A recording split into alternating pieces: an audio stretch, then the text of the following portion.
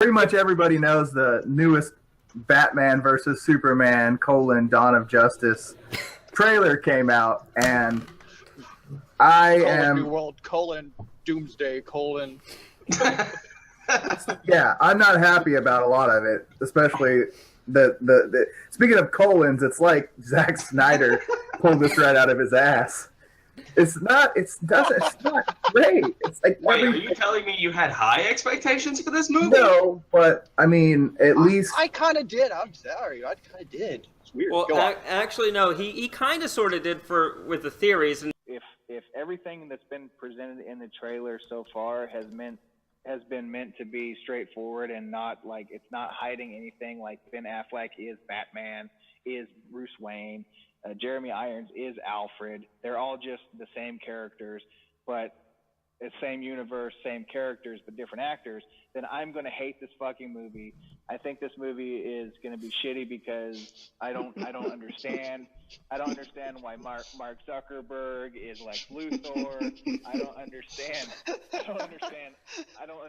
why Superman is fighting Batman when he could just rip his fucking head off. I don't understand. I don't understand.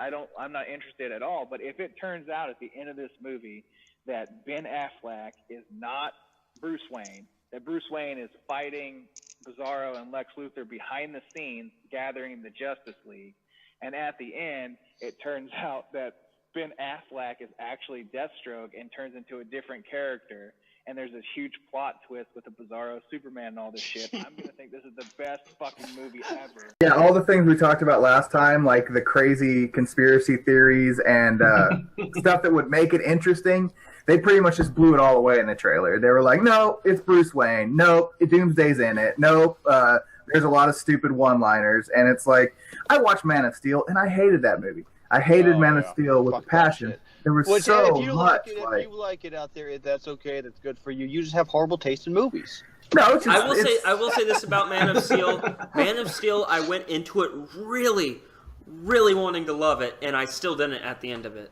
And I was like trying to force myself, and I couldn't. It was like, this is pretty. Especially it has some great scenery, but the death of the father scene was the stupidest thing. No, son. You need to learn to watch people die, even though you can stop everything. They could have salvaged it, I think, at the end, but the whole ending just totally botched. But that's another subject for another time. Let's keep talking about Batman v Superman. I mean, but the Man of Steel, that set my expectations as to what kind of Superman movie this might be, because it's the same guy. It's and Christopher Nolan's Bat universe was great in its own right, and I liked a lot of those movies. And it didn't that set of movies that didn't open up a lot of the DC universe. It was basically Batman. That was it. And this is supposed to be the movie that brings the larger DC universe onto the big screen and in their version of the Marvel universe. And it's everything that it could have been. Now that so much of the information is out there, I mean, we basically got a three-minute straight performance of the Lex Luthor character. So all the mystique of how Jesse Eisenberg was going to play that off is now gone. We got the Clark Kent and Bruce Wayne meeting, and that was ridiculous. We got Gal Gadot as Wonder Woman. She looks like Xena the Warrior Princess. We've known what the outfit was going to look like for a while, but just have her show up, and then, of course, it's like, well, we have to write some witty banter. You're facing down one of the most powerful enemies in the known DC universe, and you're like, I thought she was with you. I thought she was with you. Ha ha ha ha! Shut the fuck up! Doomsday's about to kill you. It's so stupid. It's like when Clark Kent, who is a famous, well, I wouldn't say famous. Clark Kent is supposed to be a Pulitzer Prize-winning reporter or something like that. You know, he's a reporter. It's his job to know shit. He's at like a fundraiser at a Wayne property. So when Bruce Wayne pulls up in a fancy car and gets out and everyone's taking pictures of him, you're not allowed to turn to your fucking camera guy and go, who's that? It's Bruce Wayne, you dumb piece of shit. You're at his fucking house. You're a reporter. He's the most famous person in this city. Who's that?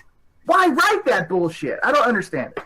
But all the little things like that got on my nerves about that trailer were nothing compared to the end. When they're standing there and Doomsday, who it was rumored was not going to be in the film. I don't know where that came from, but I had believed it. Comes sliding down a building like the Hulk and jumping towards the camera and looking like a fucked up Ninja Turtle.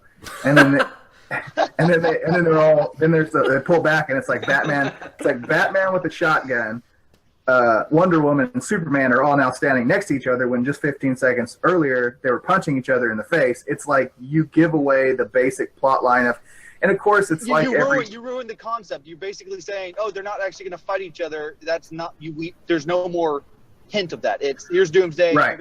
Together and they're going to fight Doomsday. Well, we could have guessed that was going to happen from the beginning, but we could have. But like I said, that there was that still small hint of let's see, maybe Batman might go build a Krypton suit or the scene with when Lex Luthor shows up right in that party. First of all, who organized the guest list of this fucking party? Like you're gonna Lex Luthor, a reporter from the Daily Planet, and Bruce Wayne all together in the same. I guess they'll write it off somehow, but it just seemed like in all the stuff. It sounds like the start of a bad joke. Yeah, exactly. Lex Luthor. I will say this. I do think.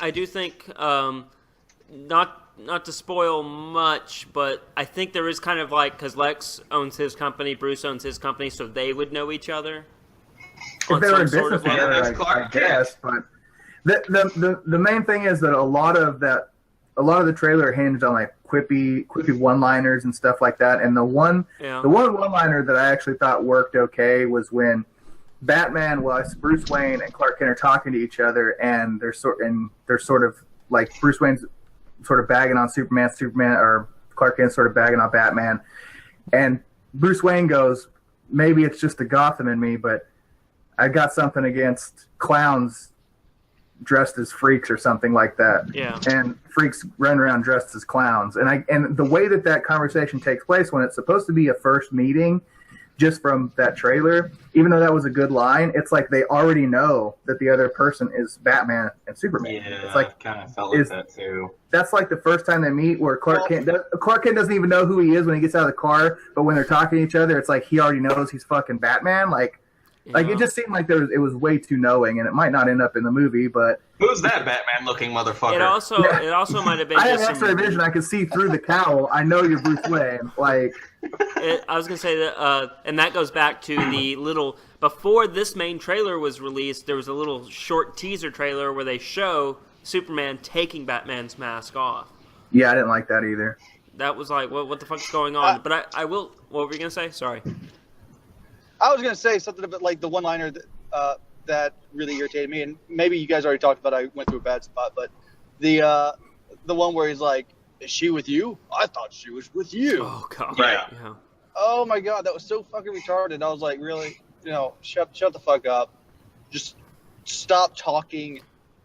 You're not funny. Which I don't know if it is. But why would they show the reveal? And I don't mean to us, the audience, but to those characters, the reveal in a trailer. You know what I mean? Where it's like they give everything away. That's why I'm way more excited about Star Wars. It's like they've kept so much of the plot hidden and secret. And in this movie, it's like, let's just keep giving more. It's like, the Doomsday effects aren't quite finished yet. I mean, because the movie doesn't come out until next year, so of course they're still putting finishing touches on the movie. But really, you're going to release full CGI, and it doesn't seem like it's fully finished to me, but when he... It looked like the troll from Harry Potter. Yeah, it looked dated. It did. It looked a little bit dated when Doomsday slid down the building and jumped across towards the camera. Like, it looked a little dated, and you saw the memes that have been popping up all over the place of he looks like one of the Goombas from the Mario Brothers. He looks like one of the Ninja Turtles. You put a mask over it. I thought that was pretty clever. Now, Jonathan. Now, are we sure it's Doomsday? Because I was also thinking, what if this is like their Bizarro too, as well? Why would they? Why would they make a Bizarro that looks exactly like Doomsday? Yeah. Well, Doomsday doesn't look like Doomsday, so yeah, it's true. Yeah, I was gonna say he doesn't look. I thought Doomsday was like, wasn't he like gray and he had like these like he crystals basically or something looked poking out of like his the fists? original Incredible Hulk with like bone shards sticking out of his butt cracks everywhere. Yeah. maybe. How often did he jerk off with those bone shards, Don? I jerked off so much with those bone shards. But yeah, I was gonna say I'm You're hoping gonna get me that started, it's Jonathan. And then I'm I'll just finish hoping that too. it's like really. I'm just hoping it's really shitty editing in the trailer, but I doubt it. It just, guys, I don't think I'm going to see this movie. I'm going I to because we will are watch nerds and we it. have to. We have to at least see it to talk shit about it. It depends. Yeah, It really depends. Like if it's I'm not going there's- opening night. Oh, hell Yeah. No. Oh no.